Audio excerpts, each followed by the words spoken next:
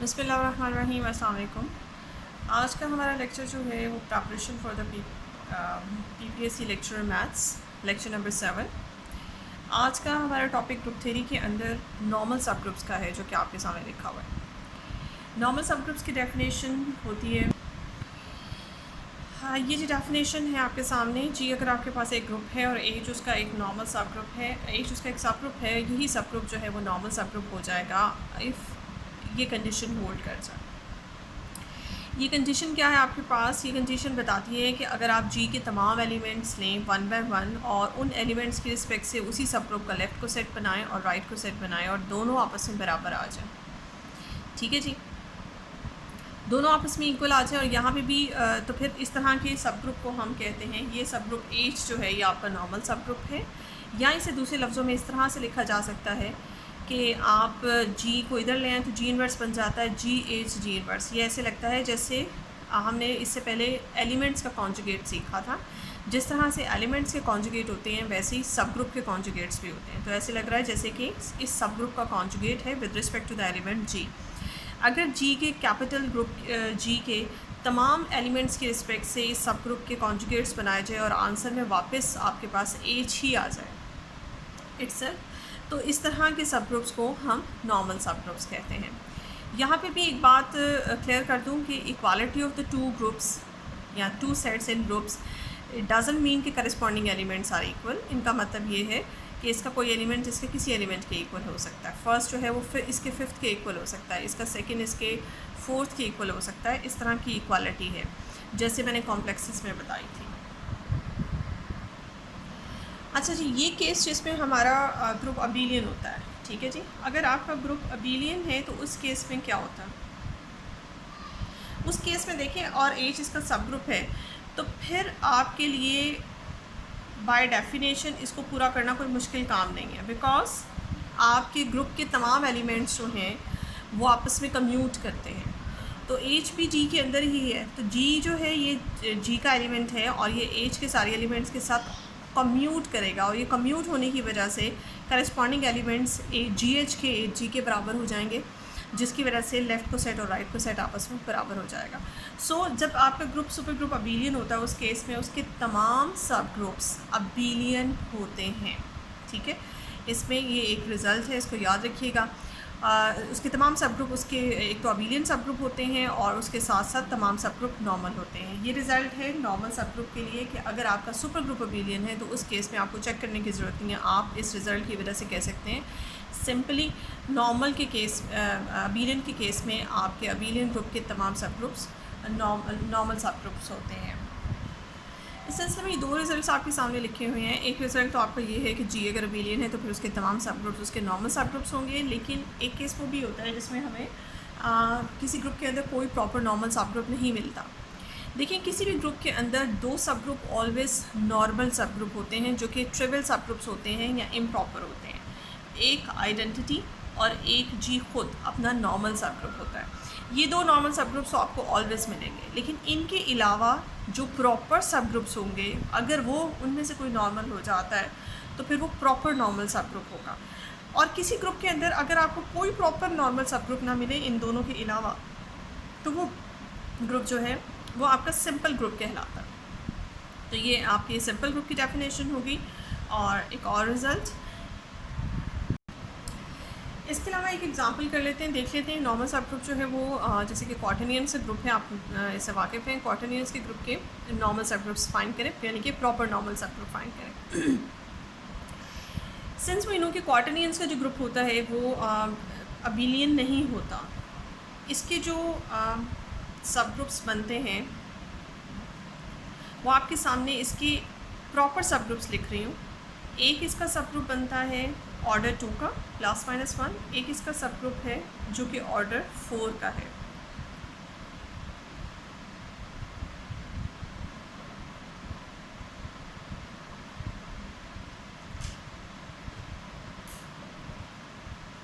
ठीक है जी, 1 2 3 एंड 4, ये चार इसके सब ग्रुप्स। ये आपके पास 3 सब ग्रुप्स हैं। जैसे इसकी डिस्कशन हम पहले भी कर चुके हैं, क्योंकि इसका ऑर्डर 8 होता है तो इसके जो सब ग्रुप्स होंगे वो ऑर्डर प्रॉपर सब ग्रुप्स, इसके जो प्रॉपर डिवाइजर्स होते हैं 8 के, वो 2 और 4 होते हैं। तो इसके सब ग्रुप्स यहाँ तो ऑर्डर 2 के हो सकते हैं या ऑर्डर 4 के हो सकते हैं। तो ऑर्डर 4 की पहले भी डिस्कशन हुई थी। इसके अंदर 3 सब ग्रुप्स होते हैं और ये तीनों सब ग्रुप्स आपके सामने रखे हुए हैं, और ऑर्डर 2 का सिर्फ इसका एक ही सब ग्रुप होता है और वो भी आपके सामने। इसमें ये चारों जो प्रॉपर सब ग्रुप्स हैं ये इसके नॉर्मल सब ग्रुप्स हैं। हालांकि हमने अभी बात की है कि जो ग्रुप अबीलियन होते हैं उसके अंदर ऐसा होता है कि उनके तमाम सब ग्रुप्स उनके प्रॉपर उनके नॉर्मल सब ग्रुप्स होते हैं, लेकिन क्वार्टरनियंस अबीलियन भी नहीं होते। क्वार्टरनियंस का जो ग्रुप है नॉन कम्यूटेटिव होता है, इसके बावजूद इसके तमाम सब ग्रुप्स जो हैं प्रॉपर वो इसके नॉर्मल सब ग्रुप्स होते हैं। अगर आप इसे जाके चेक करना चाहें तो आप इसे चेक भी कर सकते हैं। आप इसका एक अगर मैं आपको फॉर एग्ज़ाम्पल प्रैक्टिकल अगर किया जाए तो ताकि आपको तरीका भी आ जाए कि आप कैसे इसको चेक करें। ये देखिए आपके पास ये एक सब ग्रुप था +-1 +-i। इसको चेक करना है कि क्या ये नॉर्मल सब ग्रुप है। तो मुझे ये चेक करना है कि क्वार्टरनियंस के 8 एलिमेंट्स मैं इसकी रिस्पेक्ट से इसका लेफ़्ट को सेट और राइट को सेट बनाती हूँ और मैं देखती हूँ कि क्या लेफ़्ट को सेट और राइट को सेट क्या बराबर हैं। उन 8 एलिमेंट्स में से पहले इसके अपने ही 4 एलिमेंट्स को मैंने लिया, 1 को H2 के साथ लेफ़्ट से और 1 को H2 के साथ राइट से, फिर -1 को, फिर आयोटा i और -i को लेफ़्ट से और राइट से मल्टीप्लाई किया।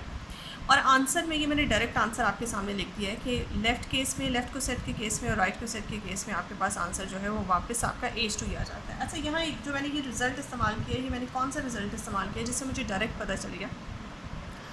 आपके पास एक इम्पॉर्टेंट रिज़ल्ट है ग्रुप्स में होता है कि अगर आपके पास G एक ग्रुप है और आप उसके अंदर से कोई भी एक एलिमेंट लिस्ट सेलेक्ट करते हैं, आप उस एलिमेंट को उसी ग्रुप के साथ जाके जब मल्टीप्लाई करते हैं तो आंसर में आपके पास वही ग्रुप वापस आता है। ये बात याद रखिएगा।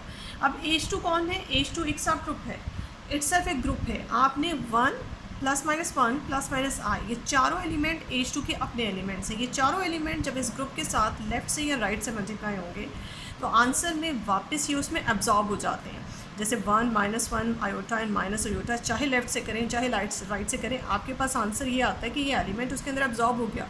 ठीक है, तो ये एलिमेंट आंसर में चूँकि उसी ग्रुप का एलिमेंट था तो उसके साथ मल्टीप्लाई होकर वापस वही ग्रुप आ जाता है, उससे कोई फ़र्क नहीं पड़ता। क्योंकि कुलैयर लॉ इसके अंदर है, इसके सारे एलिमेंट्स के साथ ये एलिमेंट मल्टीप्लाई होगा और वापस वही एलिमेंट्स आपके पास ग्रुप के आ जाएंगे। तो अब ये आप टाइम मत वेस्ट करेंगे, आप इन चारों एलिमेंट को पहले लेफ़्ट साइड से मल्टीप्लाई करें और राइट साइड से मल्टीप्लाई करके सेट बनाएं, फिर उन्हें सिंप्लीफाई करें। इस पर टाइम ना वेस्ट करें क्योंकि ये एक डायरेक्ट रिज़ल्ट है जिसको इस्तेमाल करें और अपना टाइम बचाएँ। बाकी जो 4 एलिमेंट्स इसके अंदर मौजूद नहीं है, +-j and +-k, उसके लिए हम अपना टाइम जो है वो यूज़ कर सकते हैं। इसके अलावा ये 4 एलिमेंट्स हैं आपके पास +-j +-k, इनमें से सिर्फ एक एलिमेंट का मैं आपको करके चेक करवा देती हूँ ताकि आपको पता चले बाकी एलिमेंट्स भी इसी तरह से लेफ़्ट और राइट को सेट बराबर देंगे। जैसे मैंने j को लेफ़्ट साइड से इस एलिमेंट को H2 से मल्टीप्लाई किया, j अंदर जाके j i से मल्टीप्लाई होगा, j पहले होगा लेफ़्ट पे और i राइट पे होगा। g को i से मल्टीप्लाई किया जाए तो हमें पता है कि -k आता है, ये बाहर है +-, तो 1/1 एक माइनस मल्टीप्लाई होकर माइनस लाएगा और एक माइनस से मल्टीप्लाई होकर प्लस लाएगा। तो आपके पास अगेन दोबारा से +-k एंड +- यहाँ पे 1 के साथ मल्टीप्लाई होकर +-j आएगा। और राइट साइड से अगर आप मल्टीप्लाई करें तो i × j होगा, वो +-k सिंपल ही आ जाएगा, +k ही आता है और ये +- पहले बाहर लिखा हुआ है और +-j। तो ये आंसर और ये आंसर आपका बराबर है, यानी कि लेफ़्ट को set with respect to the element j of H2 both are equal, इससे कोई फ़र्क नहीं पड़ता। सो आपने देखा कि ये 4 एलिमेंट के अलावा ये 5वां एलिमेंट भी ऐसा है जो कि जिसकी वजह से लेफ़्ट को सेट और राइट को सेट्स बराबर आते हैं। बाकी 3 एलिमेंट भी आप इसी तरह से चेक कर सकते हैं। इन 3 एलिमेंट्स की रिस्पेक्ट से भी H2 जो है वो नॉर्मल सब ग्रुप बन जाएगा। ये कम्यूट करेंगे, मतलब ये एलिमेंट्स भी लेफ़्ट और राइट को सेट बराबर देंगे। इसी तरह से +-1 +-j और +-1 +-k वाला जो सब ग्रुप है वो भी इसी तरह का रिज़ल्ट देगा। तो इसके सारे सब ग्रुप्स जो हैं आप इस तरह से चेक कर सकते हैं। ये बहुत इंपॉर्टेंट रिज़ल्ट है। इस रिज़ल्ट को मैंने यहाँ पे स्पेशली मेंशन इसलिए किया कि इस रिज़ल्ट को हमने याद रखना है कि यही सिर्फ नहीं है कि जो हमारे पास अबीलियन ग्रुप होंगे उन्हीं के सारे सब ग्रुप्स नॉर्मल होंगे। नॉन अबीलियन ग्रुप्स में भी ऐसे ग्रुप्स होते हैं जो कि हमारे पास जिनके तमाम सब ग्रुप्स प्रॉपर सब ग्रुप्स नॉर्मल सब ग्रुप्स होते हैं। तो वो क्वार्टरनियंस उसकी बेस्ट एग्जांपल है। एक और रिज़ल्ट आपके सामने है। किसी ग्रुप के अंदर किसी सब ग्रुप को अगर हमें चेक करना हो कि वो नॉर्मल सब ग्रुप है, ये क्राइटेरिया आपके सामने एक लिखा हुआ है, लेकिन ये हतमी क्राइटेरिया नहीं है। मतलब अगर उस सब ग्रुप को आपने चेक करना है कि वो नॉर्मल है, तो आप उसका इंडेक्स चेक कर लें। अगर उसका इंडेक्स 2 है तो फिर वो नॉर्मल सब ग्रुप होगा। यानी कि आप ये कह सकते हैं, ये इफ़ एंड ऑल इफ़ के साथ रिज़ल्ट नहीं है। यानी कि अगर उसका इंडेक्स 2 है तो वो नॉर्मल है, और अगर वो नॉर्मल है तो लाजमी उसका इंडेक्स 2 होगा। ये result if and all if के साथ नहीं है। हाँ, अलबत्ता जिसका इंडेक्स 2 होता है वो लाजमी नॉर्मल होता है, लेकिन जिसका इंडेक्स 2 नहीं होता उसके बारे में हम ये श्योरली नहीं कह सकते हैं कि वो नॉर्मल नहीं होगा। ठीक है, तो आप यहाँ से हल्का फुल्का सा काम आपका हो सकता है। बिल्कुल ऐसे जैसे क्वार्टरनियंस का ग्रुप जो है उसका ऑर्डर 8 है, और अभी जैसे हमने उसमें H2 चेक किया था, H2 का ऑर्डर 4 था, इसी तरह से H3 का उसके अंदर ऑर्डर 4 था, और H4 का भी ऑर्डर 4 था। +- 1 और +-i, +-1 +-j, +-1 +-k, ये वो मैंने 3 सब ग्रुप्स लिखे हैं। अब आप अगर इसका इंडेक्स चेक करना चाहते हैं 8 में, तो order of the super group को आप सब ग्रुप के ऑर्डर से डिवाइड कर दें तो आपके पास जो है वो 2 आता है। तो ये निकलता है आपके पास इंडेक्स, H2 का इंडेक्स निकलता है Q में, इनके क्वार्टरनियंस में जो निकलता है 2। इन तीनों सब ग्रुप्स का इंडेक्स जो है वो आपके पास 2 निकलता है, जिसकी वजह से अगर हम, जैसे मैंने प्रैक्टिकली चेक करवाया आपको, वहाँ पे एक एक एलिमेंट्स की रिस्पेक्ट से मैंने लेफ़्ट और राइट को सेट बनाया और फिर हमने चेक किया। अगर आप उससे पहले ये वाला काम कर लें शॉर्ट, तो ये आपके लिए ज़्यादा अच्छा होगा, क्योंकि इसका इंडेक्स 2 है और ये वाला रिज़ल्ट हमारे सामने पड़ा हुआ है कि जिस सब ग्रुप का इंडेक्स 2 होता है वो हमेशा नॉर्मल होता है। इसकी वजह से हम डायरेक्टली ये कह सकते थे कि हमारे ये सब ग्रुप्स जो हैं तीनों के तीनों क्वार्टरनियंस में नॉर्मल है।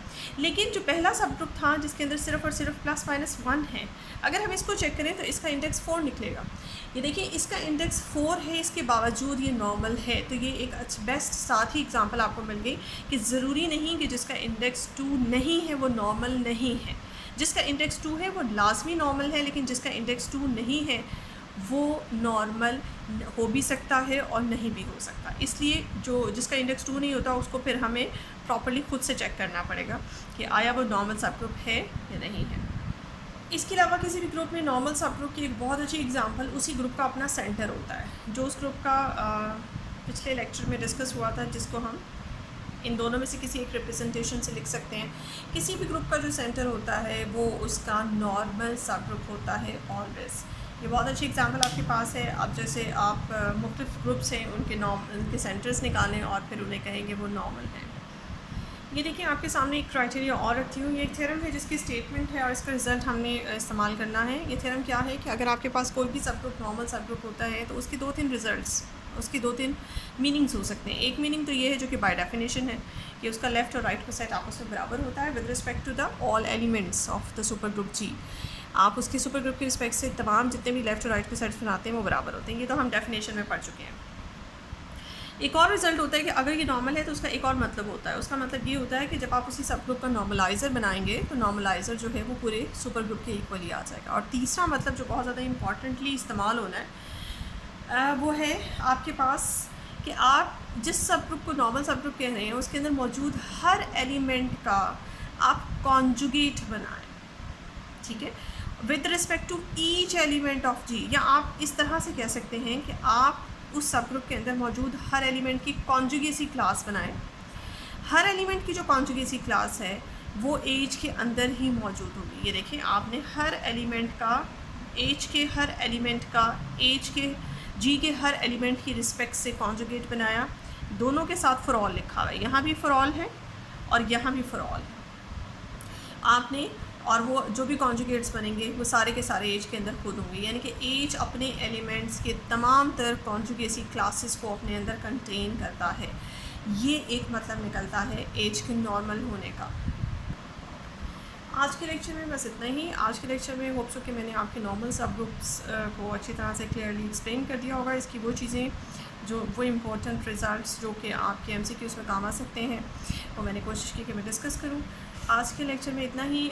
नेक्स्ट लेक्चर के साथ इंशाल्लाह नए टॉपिक के साथ हाज़िर होंगी। तब तक के लिए आप मुझे इजाज़त दें। एंड मेरे चैनल को अगर आपने सब्सक्राइब नहीं किया तो काइंडली सब्सक्राइब कर दें। तब तक के लिए अल्लाह हाफ़िज़।